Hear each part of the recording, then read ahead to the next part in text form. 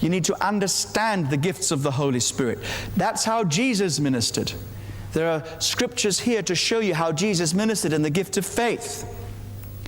In the raising of Lazarus, that took faith. In the gift of miracles, in the feeding of the 5,000. In the gift of healing and all the healings that Jesus did. In the word of wisdom.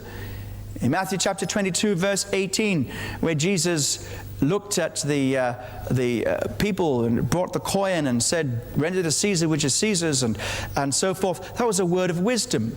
In discerning of spirits, Jesus ministered as he discerned that when people cried out saying, you're the Son of God, he said, don't speak, you're a demon. The demons recognized him, but he didn't allow their witness to come out. He said, I don't need you to witness to me, you be quiet. And he ministered in the gift of prophecy. He ministered in the word of knowledge. In fact, he ministered in all the gifts of the Spirit that are listed in Corinthians, except for 2, tongues and interpretation. There's no record of him being involved in that. But in every other gift, he ministered in that way. And so, when we minister, we need the enabling of the Holy Spirit.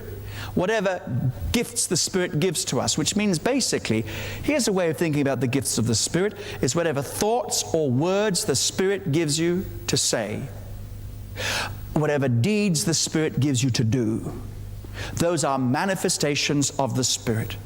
And we need these gifts. I want to go through them very briefly, just again, to help you. Before we go through them, I want you to know 3 things about the gifts of the Spirit. They are the tools for your job, and I want you to know 3 things. First of all, you've got to know the toolkit. You've got to know what's in that toolkit. So if you've got a toolkit to do a job, a bit of DIY, got to know what the hammer is for. And so the toolkit of the Holy Spirit, you've got to know it. Secondly, you've got to select the right tool for the job.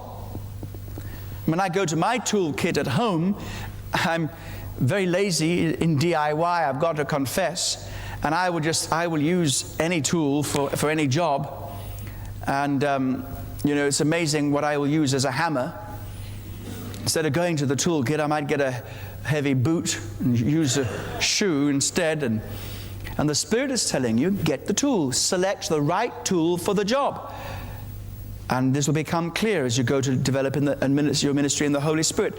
Then also, number 3, you need to develop skill in using these gifts. Don't think that the gifts come to you so fully formed that from day one you minister with expertise in these gifts. You have to learn how to minister in the gifts of the Spirit.